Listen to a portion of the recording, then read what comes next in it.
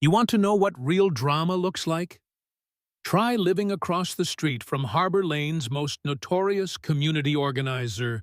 I'm not talking about city council. I mean Karen, the self-proclaimed sheriff of our cul-de-sac, HOA president, and world-class boundary pusher. Let me tell you about the year things went nuclear around here. The year she picked a fight with the new guy over a strip of land no one cared about. Until suddenly, everyone did. You ever see a man inherit a headache with his inheritance? Because that's what happened to Tyler. His uncle passed away and left him a weird sliver of land, barely half an acre, wedged between our street and the next. Most of us, honestly, never noticed it was even private property. I just thought it was a scrappy patch of grass for dog walking or, if we're being real, the unofficial overflow lot for weekend parties. But that changed overnight. One Saturday, I'm taking out the trash when I see Tyler for the first time. Lean, kind of lost, holding a folder and squinting at the chaos on his new land.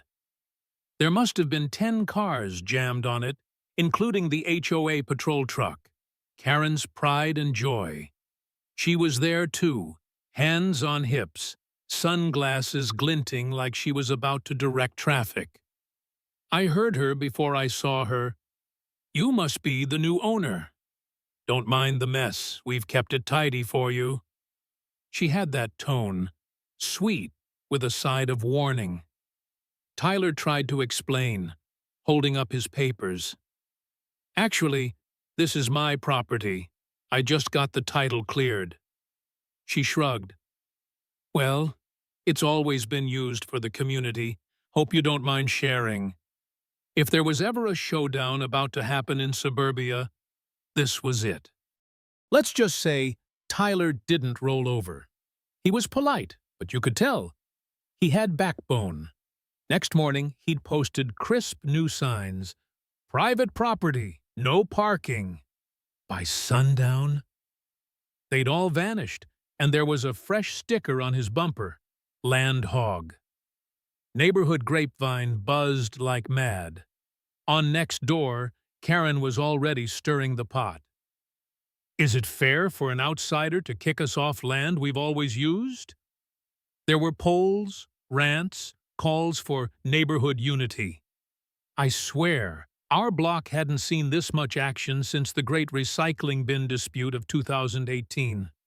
What no one expected was how hard Karen would fight to keep control, or how stubborn Tyler could get. She called an emergency HOA meeting. People who never showed up brought folding chairs and popcorn. Karen gave a speech about preserving tradition, casting Tyler as the villain. But when he showed up with photos, time-stamped videos, and even drone footage of the lot's mess, some of us started wondering if maybe we'd crossed the line. Then the real games began. Karen and her crew beautified the lot, planted half-dead succulents in massive planters, blocking the only entrance. She staged a photo op and posted it online, improving our shared space. The city was called twice. Zoning officers came, shrugged, and left with armfuls of paperwork from Tyler. The passive-aggressive war escalated.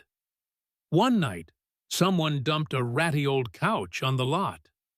The next, Tyler strung up motion sensors and installed cameras, his castle defense, as my wife called it. I tried to play peacekeeper, chatting with Tyler on my morning runs. He was actually pretty reasonable. Sarcastic, yeah, but funny. "I just want to use my land, not run a prison," he told me once, pointing at the iron gate he'd just paid for.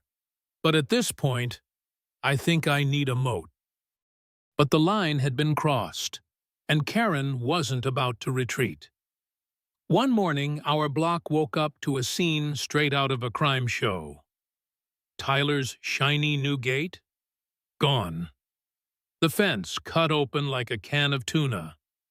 14 cars packed into the lot, tire tracks everywhere. Nailed to a post was a glossy sign. Community lot. HOA authorized.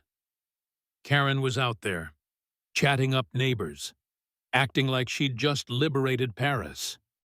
The tension hit a new high. Tyler stormed up, demanded an explanation. Karen handed him a document, some agreement signed by his late uncle, supposedly giving the HOA permanent rights to the lot. The problem? Anyone who'd ever met Old Man Willis knew he signed everything with a fancy script. And this was the chicken scratch of a bored middle schooler. Still, Karen doubled down, threatening legal action for slander if Tyler questioned her. You can guess what happened next. Tyler called in a lawyer, a firecracker named June, who looked like she ate HOA boards for breakfast. And suddenly, Karen wasn't smiling anymore.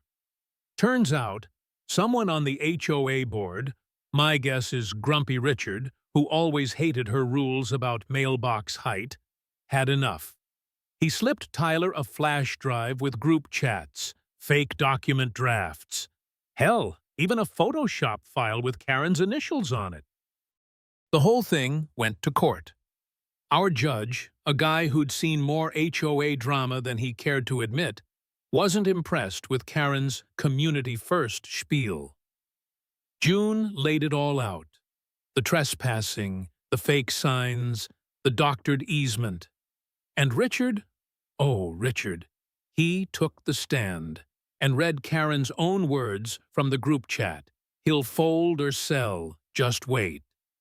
You could hear a pin drop. Verdict?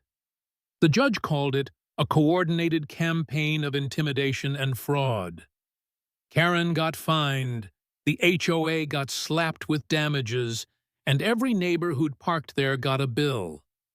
Tyler rebuilt his fence, taller, meaner, with more cameras than a Vegas casino.